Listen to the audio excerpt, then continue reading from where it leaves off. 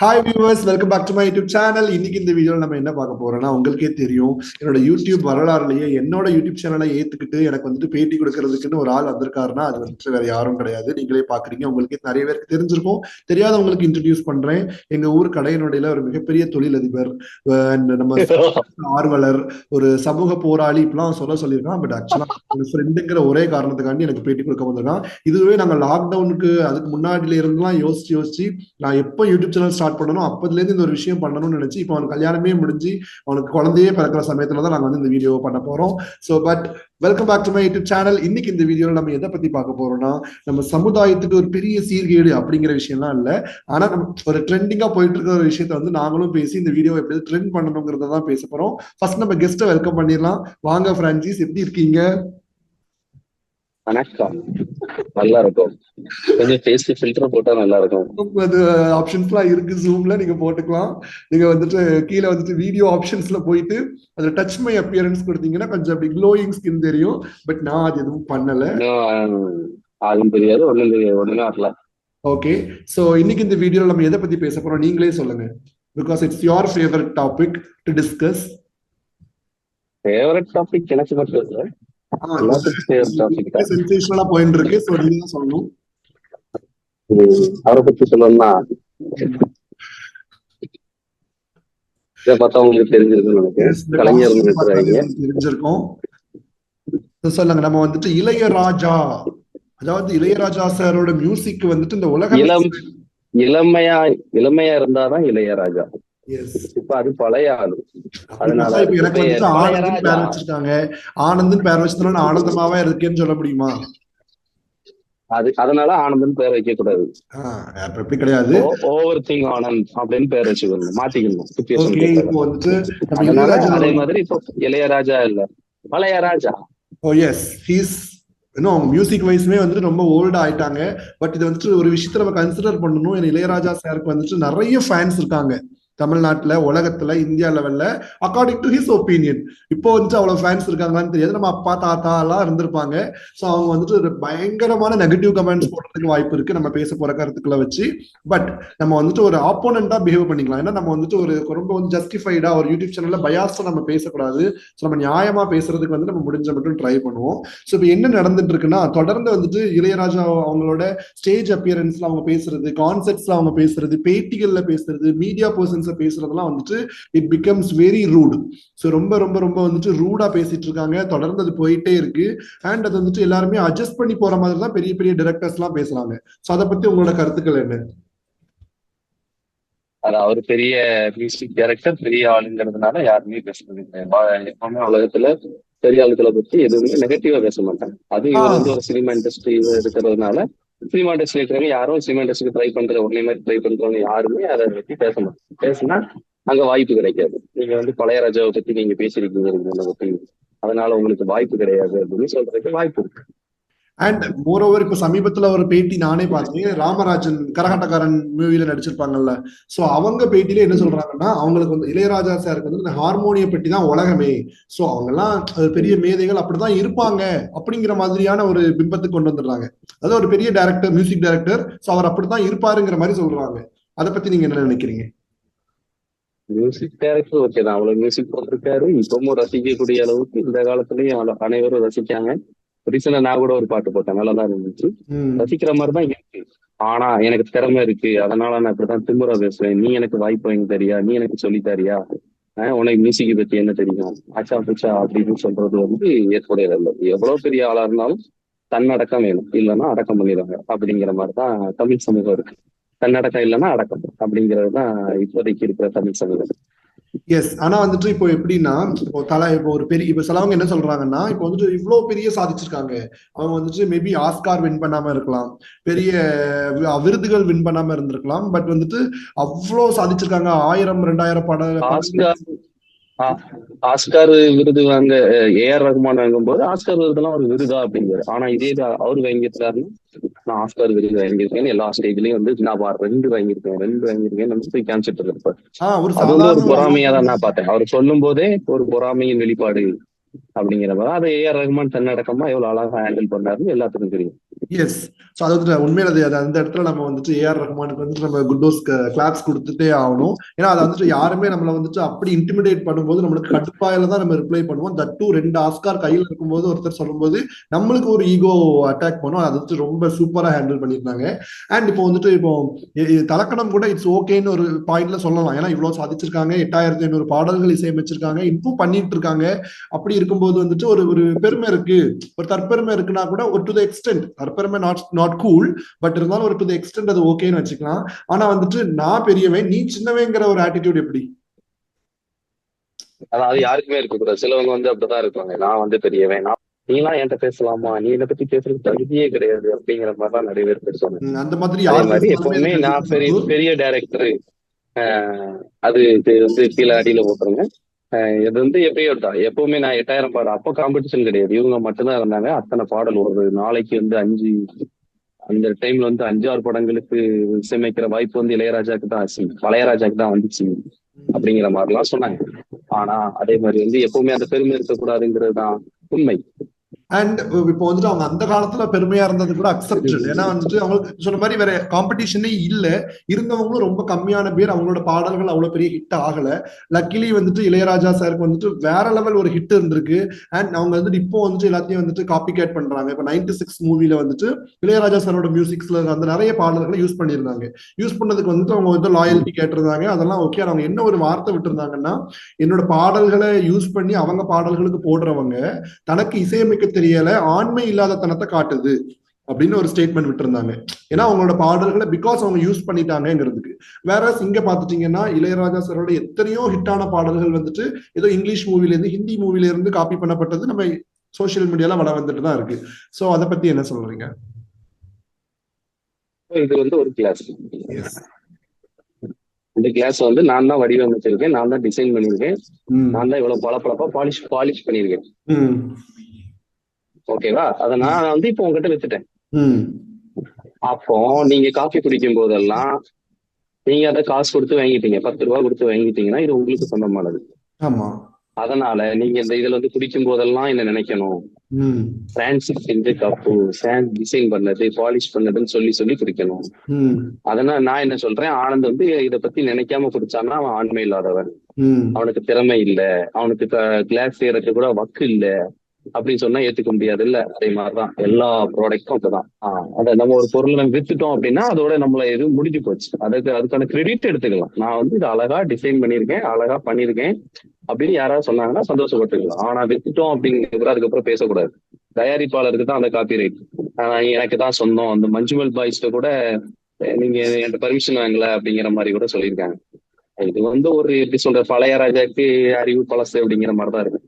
ஆனா வந்துட்டு இப்போ இளையராஜா வந்துட்டு தனியா ஒண்ணும் பண்ணலையே. இளையராஜா வந்துட்டு அவர் வந்துட்டு இதுக்கு ப்ரொடெஸ்ட் பண்ணா ஓகே, அவர் சட்டத்தை கையில எடுத்துட்டு, சட்டமே அப்படி சொல்லுதே.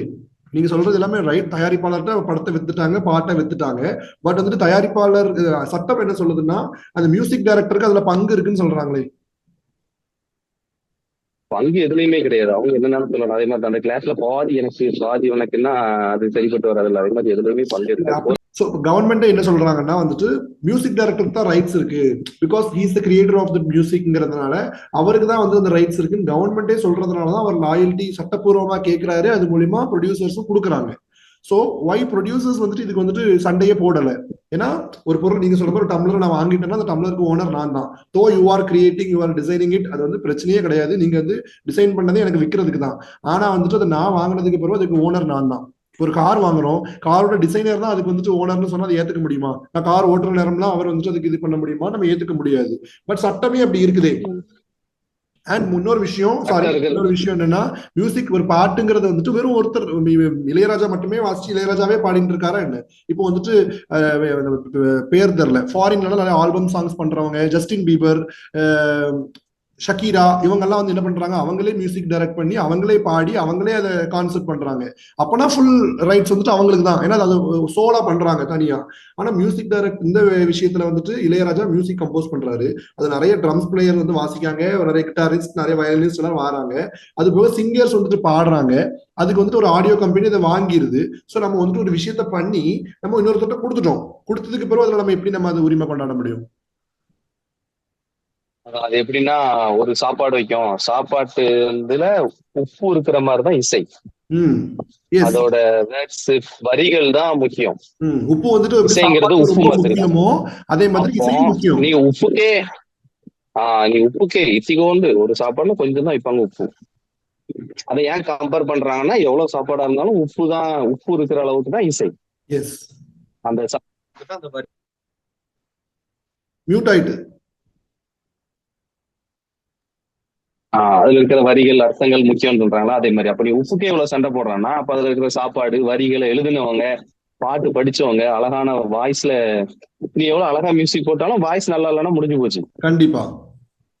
அப்போ அவங்களுக்கும் அதுல ரைட்ஸ் இருக்கு. இப்ப அவங்களும் ஃபைட் பண்ணலாம்ல, ஏன் ஃபைட் பண்ணல? அப்ப எல்லா மியூசிக் டைரக்டரும் ஃபைட் பண்ணல.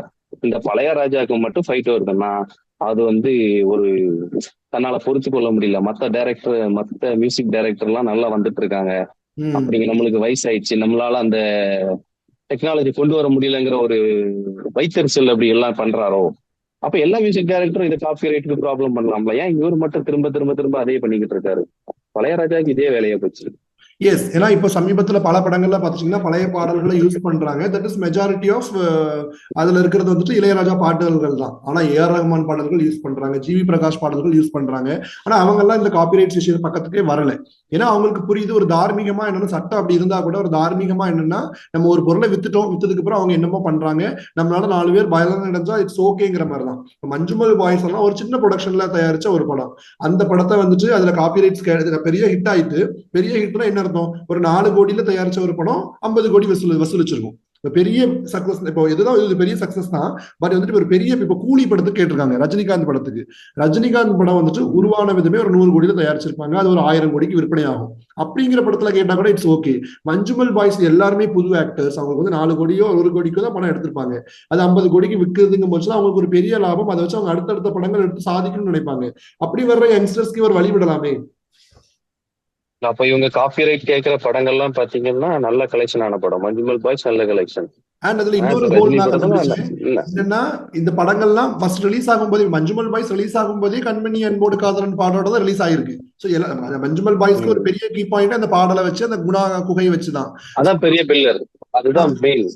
மெயின். சோ அப்படி இருக்கும்போது ஃபர்ஸ்ட் இவருக்கு தெரியுமே, இவ்வளவு விவரங்கள் தெரிஞ்ச ஒரு இளையராஜாக்கு இந்த படம் ஃபர்ஸ்ட் வரும்போது தெரிஞ்சிருக்குமே. அந்த படம் சின்ன படமா பெரிய படமான்னு பார்க்காமலே காப்பிரைட்ஸ் கேட்டிருக்கலாமே.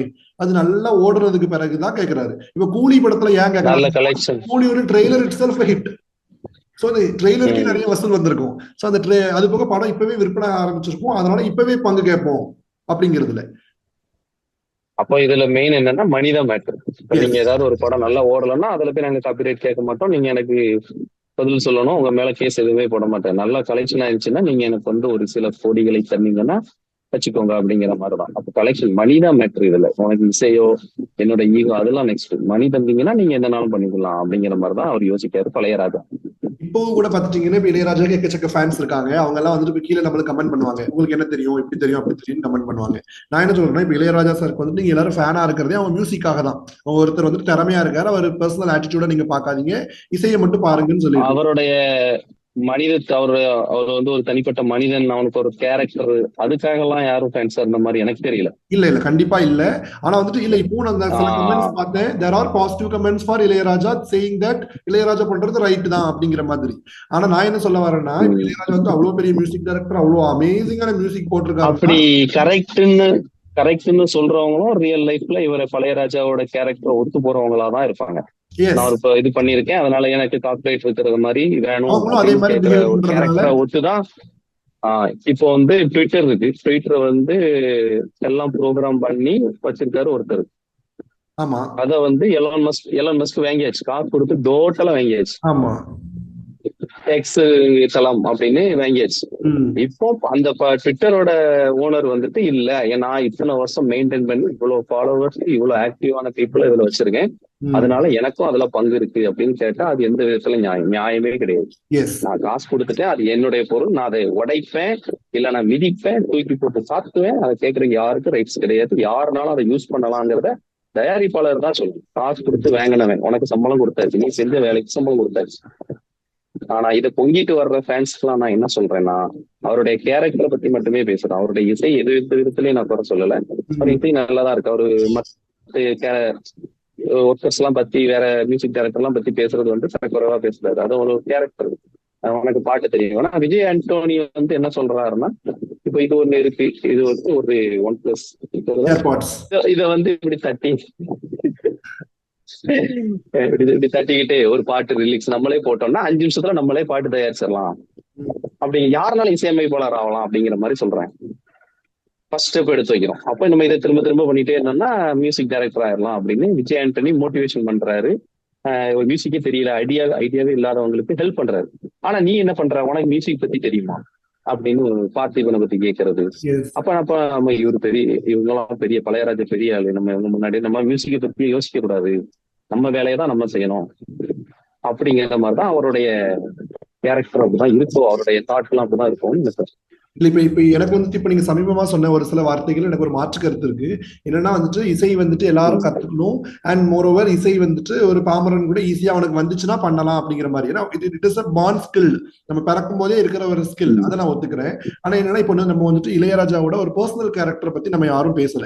ஏன்னா இளையராஜா வந்து அவங்க பர்சனலி எப்படி இருந்தா பரவாயில்ல. நீங்க சொன்ன மாதிரி பார்த்திபன் போயிட்டு இது பண்றது, உனக்கு இசையை பத்தி என்ன தெரியும் அப்படிங்கிறது, ஒரு மேடையில வந்துட்டு எப்போ நீங்க 2 பேரும் ஒர்க் பண்ணுவீங்கன்னு ரோஹிணி, அவங்க ஆக்ட்ரஸ் ரோஹிணி வந்துட்டு சங்கர் சார் டைரக்ஷன்ல வந்துட்டு எப்போ வந்துட்டு இளையராஜா மியூசிக் டைரக்ஷன் பார்க்க முடியும் அப்படிங்கிறது ஒரு ஜெனரல் கொஸ்டின் எல்லாரும் கேட்பாங்க.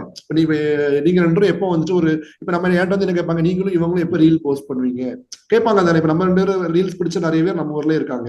சோ நீங்க 2 பேரும் சேர்ந்து எப்போ ரீல் போஸ்ட் பண்ண, அதெல்லாம் சாதாரண கொஸ்டின். நீங்க வந்து வாய்ப்பு கேட்கறீங்களா அப்படின்னு கேட்கறது. அண்ட் மோரோவர் இளையராஜாவோட ஃபேன்ஸா இருக்கிறாங்க, இளையராஜாவுக்கு கொடி பிடிச்சிட்டு வர்றவங்க எல்லாரும் இளையராஜாவோட சங்கீதம் அப்படி, அது மியூசிக் அப்படி இப்படின்னு சொல்றாங்க. Yes, very super. ஆனா அந்த காலத்துல சக்கப்போடு போட்ட இளையராஜா இந்த காலத்துல வந்துட்டு ஏன் அப்படி கம்பீட் பண்ணி இருக்க முடியல? ஏஆர் ரஹ்மான் 1999 ஏதோ வந்திருக்காரு. இப்ப வரைக்கும் அனிருத்துக்கு எல்லாருமே சக்சஸ்ஃபுல்லா இருந்தாலும் அவருக்கு கம்பீட் பண்ணிட்டு இருக்கதானே செய்யறாங்க.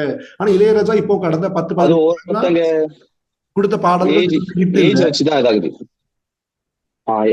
இப்போ அவரு பழையராஜா அந்த காலத்துல இளையராஜாவா இருக்கும்போது அந்த ட்ரெண்ட் அந்த மக்களுக்கு அந்த அவரு ஏஜ் பசங்களுக்கு பிடிச்சிருந்துச்சு. இப்போ 90s 2010 வரைக்கும் ஏஆர் ரஹ்மான் ஹிட்ல இருந்தாரு. இப்போ வந்து இந்த ஏஜுக்கு ஏத்தால யார் இருக்காங்கன்னா அனிருத், சந்தோஷ் நாராயணன், அனிருத் அவங்க எல்லாம் இருக்காங்க. அவங்க அப்ப இப்ப இருக்கிற ட்ரெண்டுக்கு ஏத்தால மியூசிக் போடுறதுனால இது ஹிட் ஆகுது. இப்போ இளையராஜா அவ்வளவு படத்துக்கு ஹிட்டான சாங் கொடுத்திருக்காரு அப்படிங்கறதுனால இப்ப ஏன் ஹிட் ஆகல அப்படின்னு நீங்க கொஸ்டின் கேட்டீங்கன்னா உங்களுக்கு பதில் கிடையாது. அவங்க ஃபேன்ஸே பதில் சொல்லுவாங்க, பழையராஜா பாட்டு எல்லாம் ஏன் இப்ப ஹிட் ஆக மாட்டேங்கி, அவரு அப்ப போட்ட மியூசிக் தானே இப்போ டெக்னாலஜி எல்லாம் யூஸ் பண்ணி போடுறாங்கல்ல, அப்புறம் ஏன் ஹிட் ஆகல. வந்துட்டு இப்போ புது பாடல்களுக்கு தகுந்தாப்புல போட முடியலங்கிறதுனாலதான் அந்த பழைய பாட்டை பிடிச்சி வச்சு காசு சம்பாதிச்சிடலாம்னு பாக்குறாங்கன்னு எனக்கு படுது. மேபி அதுக்கு ஒரு ட்ரெண்ட் வேற செட் ஆயிடுச்சு. இப்ப கைதி, அந்த மாதிரி விக்ரம், இன்னும் நிறைய படங்கள் இருக்கு. அந்த படங்கள் எல்லாம் வந்து கொஞ்சம் பழைய பாட்டை யூஸ் பண்ணி ட்ரெண்ட் ஆனதுனால அது ஒரு ட்ரெண்ட் செட்டிங் ஆயிருச்சு. நம்ம லோகேஷ் கனகராஜ் பண்ணதுனால ரொம்ப ட்ரெண்ட் ஆனதுனால இதை வச்சு நம்ம காசு பண்ணலாம். ஏன்னா புது பாட்டு எதுவுமே ஹிட் ஆகல. இளையராஜாவோட சமீபத்திய பாடல்கள் எது நல்லா இருக்கு, பெருசா எதுவும் நல்லாவும் இல்ல, மேபி எனக்கு பிடிக்கலையான்னு தெரியல, நல்லாவும் இல்ல, நமது ஹிட்டும் ஆகல. சோ அந்த அளவுக்கு ட்ரெண்ட் ஆகல. சோ வந்துட்டு பழைய பாடல்களை வச்சு காசு சம்பாதிக்கலாம்னு நினைக்கிறாருன்னு நினைக்கிறேன். என்னைய பொறுத்த வரைக்கும் இது we are coming to the end of this interview. So நான் என்னோட கருத்து என்னன்னா, நீங்களும் அதை சொல்லலாம். சோ என்னோட கருத்து என்னன்னா, நீங்க எவ்வளவு பெரிய சாதிச்சவரா இருந்தாலும் ஒரு தன்னடக்கம் ஃபர்ஸ்ட் ஆஃப் ஆல் ரொம்ப முக்கியம். அண்ட் பேசிக் ஒரு ஹியூமனிட்டி, அதெல்லாம் ரொம்ப ரொம்ப முக்கியம். ஸ்டேஜ்ல வந்துட்டு என்னைய பெருசா காட்டுறதுக்காக நான் இன்னொருத்தரை மட்டம் தட்டி காட்டுவேங்கிறது வந்துட்டு எந்த விதத்திலும் நியாயம் கிடையாது. And such a big personality like Ilaiyaraaja, என்ன கருத்து மாறுபாடுகள் இருந்தாலும் ஒரு பெரிய ஆளு இப்படி பண்ணும்போது இன்னைக்கு வர்ற சின்ன சின்ன பசங்க எல்லாம் என்ன நினைச்சிருவாங்க, அவரே அப்படி பண்ணும்போது நம்மளும் இப்படி பண்ணலாங்கிற ஒரு இது வந்துட்டு. அண்ட் சொசைட்டி வயசுல நம்ம பார்த்தா கூட நம்மள ஒருத்தருக்கு பிடிக்கணும்னு நம்ம விரும்பணும்னா கண்டிப்பா நம்ம கொஞ்சம் கிரவுண்டடா பிஹேவ் பண்ணணும். You can be any one, நீங்க என்ன பெரிய ஆளாவும் இருக்கலாம், இருந்தாலும் நீங்க கொஞ்சம் கிரவுண்டடா இருக்கணும். ஃபார் எக்ஸாம்பிள் ஆக்டர் விஜயா இருக்கலாம், ரஜினிகாந்தா இருக்கலாம், கமல்ஹாசனா இருக்கலாம், அல்லது ஏஆர் ரஹ்மானா இருக்கலாம், ஜிவி பிரகாஷா இருக்கலாம். எவ்வளவு பெரிய ஆளா ஆனா கூட நேஷனல் அவார்ட்ஸ் எல்லாம் எல்லாரும் வின் பண்ணிருக்காங்க. சோ எல்லாரும் எவ்வளவு அவார்ட்ஸ் வின் பண்ணா கூட அவங்க வந்துட்டு கொஞ்சம் கிரவுண்டடா இருக்கிறது தான் ஃபர்ஸ்ட் பேசுறாங்களே. இப்ப ரஜினிகாந்த் வந்து it's not a very good actor like Kamal Haasan மாதிரி ஒரு பெரிய சிறந்த நடிகர் எல்லாம் வாங்கல, நேஷனல் அவார்டே வின் பண்ணல. இருந்தாலும் ரஜினிகாந்த் வந்து ஃபர்ஸ்ட் என்ன சொல்றாங்க, இவ்வளவு பெரிய சூப்பர் ஸ்டார், இந்தியாலே ஒரு பெரிய ஸ்டாரா இருந்தா கூட அடக்கமா இருக்காரு. விஜய் வந்துட்டு ஸ்கிரீன்ல தான் அப்படி, நிஜத்துல வந்துட்டு அவ்வளவு ஹம்பிளா இருக்காரு. அஜித் வந்துட்டு அவ்வளவு நல்ல மனசுக்காரு. சோ இந்த மாதிரி பேசுறது வந்துட்டு ஹியூமன் நேச்சர் தான் பேசுவாங்க. அண்ட் அதுதான் நினைச்சு நிக்குமே. நீங்க படம் நடிச்ச படம் ஒரு பாட்டு ஹிட் ஆயிட்டு எனக்கு வந்து இளையராஜா ஹிட்டான பாடல்கள் அப்படி பெருசா தெரியாது. சோ நம்ம இந்த ஜென்ரேஷன்ல இருக்கிறதால பழைய பாடல்கள் தெரியாது. சோ உங்க பாடல்கள் அழிஞ்சு போயிடுச்சு. உங்க காலத்துல கேட்டவங்க தானே நம்ம அப்பா அம்மா எல்லாம் சொல்லிட்டு இருக்காங்க, நம்மளுக்கு என்ன தெரியும். சோ அதனால வந்துட்டு நிலைச்சு நிக்க போறது உங்க கேரக்டர் தான். அண்ட் இளையராஜா இப்படி பண்றதுக்கு என்னோட கருத்து என்னன்னா, கண்டிப்பா இந்த நடிகர் சங்கம், மியூசிக் சங்கம்லாம் இருக்காங்க, அவங்களால ஒரு ஆக்ஷன்ஸ் எடுக்கணும். அண்ட் ப்ரொடியூசர்ஸ்க்கு அது போய் சேரணும். அண்ட் இவ்வளவு பணம் போட்டு தயாரிக்கிற ப்ரொடியூசர்ஸ் ஏன் அமைதியா இருக்காங்கிறது ஒரு வெரி பிக் கொஸ்டின் மார்க். இப்ப நீங்க சொல்லுங்க. எவ்வளவு பெரிய ஆள்கிட்ட கேள்வி கேட்டா அவங்களும் பாதிக்கப்படுவாங்க. எவ்வளவு பெரிய தயாரிப்பாளா இருந்தாலும் சரி, ஆக்டரா இருந்தாலும் சரி, விஷாலா இருந்தாலும் சரி, அந்த நடிகர் சங்கம், தயாரிப்பாளர் சங்கம், மியூசிக் சங்கம் யாருமே கேட்க மாட்டாங்க. ஏன்னா கேட்டா அவங்க பாதிக்கப்படுவாங்க. ஏன்னா அவர் அவ்வளவு பெரிய ஆளா இருக்காரு. அந்த ஆளு அவ்வளவு பெரிய ஆளா இருக்காருன்னா அதுக்குள்ள கேரக்டரை நீங்க காட்டணும், உங்களுக்கு தன்னடக்கத்தை காட்டணும். அடுத்தவங்களுக்கு எப்படி வழி விடுறீங்க, அடுத்தவங்களை எப்படி பாராட்டுறீங்க, அடுத்தவங்ககிட்ட எப்படி பேசுறீங்க, நீங்க எப்படி கழுதிக்கு அவங்க மேல ஏறீங்களோ அதே மாதிரி தான் உங்க மேலேயும் கழுது தெரியப்படும். அதுல ஒரு சிறு கல்லு தான் இந்த கல், இந்த வீடியோவான இந்த கல்லுன்னு நான் நினைக்கிறேன். என்னதான் உங்க கேரக்டர் அப்படி இருந்தாலும் உங்க மியூசிக் பாராட்டக்கூடியதுதான். இப்போ ஒரு மியூசிக் கச்சேரியே வச்சிருந்தாலும் அவ்வளவு பாட்டு ரசிக்கிறதுக்கு உங்க மியூசிக்கை ரசிக்கிறது தான் வராங்களே தவிர உங்களையோ உங்க கேரக்டரையோ ரசிக்க வரல. அதனால நான் என்ன கடைசி என்ன சொல்ல வரேன்னா, தமிழக மக்களிடம் கொஞ்சம் தன்னடக்கமாக இருங்க, இல்லைன்னா உங்களை அடக்கம் பண்ணிடுவாங்க என்று பழையராஜாவிடம் சொல்லி முடிக்கிறேன். நன்றி, வணக்கம். நான் என்ன சொல்றேன்னா, இப்ப இளையராஜா பாட்டு வச்சாதான் படம் ஹிட் ஆகும்லாம் இல்ல. There are music other then Ilaiyaraaja's music which is very good. ரொம்ப சூப்பரான மியூசிக்ஸ் எல்லாம் இருக்கு. அப்படி வந்துட்டு இந்த மஞ்சுமல் பாய்ஸ் குணா கேவல எடுத்ததுனால இந்த கண்மணி அன்போடு காதலன் தட் இஸ் ஒரு சிச்சுவேஷனலா அமைஞ்சிருச்சு. ஓகே, மத்தபடி மத்த படங்களுக்கு இளையராஜா பாட்டை யூஸ் பண்ண. இப்ப அந்த மஞ்சுமல் பாய்ஸ்னாலதான் குணா குகையே நிறைஞ்சிருக்கு. இப்ப நேற்று வரைக்கும் பார்த்தோம்னா ஒரு கியூ இருக்கு, அந்த குணா குகைக்கு போறதுக்கு அவ்வளவு கியூ இருக்கு, கார் போறதுக்கு. அப்போ இப்ப மஞ்சுமல் பாய்ஸ் தயாரிப்பாளர் வந்து என்னாலதான் அந்த குணா குகை வந்து இப்போ ட்ரெண்ட் ஆயிருக்கு, டூரிஸ்ட் வளர்ந்துருக்கு. அப்போ நீங்க வந்து எனக்கு இந்த டூரிஸ்ட்ல இவ்வளவு அமௌண்ட் வந்திருக்குல்ல, இவ்வளவு இங்க அவ்வளவு சேல்ஸ் ஆயிருக்கும், நீங்க என்ட்ரன்ஸ் ஃபீஸ் கட்டியிருப்பீங்க, அந்த குணா குகை ட்ரெண்ட் ஆயிருக்கு, அப்ப அந்த சுற்றுலாத்தலத்துக்குன்னு ஒரு ப்ராஃபிட் வந்திருக்கும்ல, அப்ப அதுல எனக்கு பாதி கொடுங்கன்னு கேட்டா மஞ்சுமல் பாய்ஸோட தயாரிப்பாளரை நீங்க இதை பார்த்துட்டு இருந்தா கண்டிப்பா கேளுங்க, உங்களாலதான் அந்த குணா குகை இப்போ ட்ரெண்ட் ஆயிருக்கு. கண்டிப்பா 100% அதான் உண்மை, அந்த படத்தினாலதான் ஆயிருக்கு. அதனால நீங்க அதுல வந்து காப்பி ரைட்ஸ் மாதிரி நீங்களும் எனக்கு அந்த இதுல பாதி ப்ராஃபிட் இல்லைன்னா சில கோடிகள் கேளுங்க, பல கோடிகளோ பல லட்சங்களோ அதுல பல லட்சங்களோ பல கோடிகளோ நீங்க கேட்கலாம். இதுல எந்த வித தப்பும் இல்லை. இளையராஜா அக்செப்ட் பண்றவங்க இதையும் அக்செப்ட் பண்ணி தான் ஆகணும். சாரி, பழையராஜா. அண்ட் மோர் ஓவர் நம்மளால ஒருத்தர் வளர்ந்தா நம்ம சந்தோஷப்படணும். இப்போ வந்துட்டு அது வந்து நம்மள இப்போ வந்து கண்மணி அன்போடு காதலன் பாட்டை யூஸ் பண்ணிட்டதுனால இளையராஜா சொத்து ஒன்றும் இறங்கி இல்லை, இளையராஜாவோட பேர் தான் நிக்குது. இன்னும் ஒரு ஃப்ரீ ப்ரொமோஷன் தான், ஒரு மார்க்கெட்ல இல்லாத ஒரு மியூசிக் டைரக்டருக்கு இன்னும் ஃப்ரீ ப்ரொமோஷன் தான் போயிட்டு இருக்கு. ஸோ வந்துட்டு அதை யூஸ் பண்ணிக்கலாம். ஏன்னா இளையராஜாவை இந்த ஜென்ரேஷனுக்கு இப்ப யோசிக்கோம்ல, இந்த பாட்டு அந்த காலத்துல யார் போட்டிருக்கா, இளையராஜா அப்போ அந்த காலத்துல அவ்வளவு பெரிய மியூசிக் போட்டிருக்காரு யோசிக்கிற அளவுக்கு தான் இருந்திருக்கு. அது ஒரு ஃப்ரீ ப்ரொமோஷனா எடுக்கலாம். அண்ட் வந்துட்டு இளையராஜாவோட பல சிங்கர்ஸோட வாழ்க்கைலாம் நாசமா போயிருக்கு, இன்னும் தொடர்ந்து பேட்டி கொடுத்துட்டே இருக்காங்க.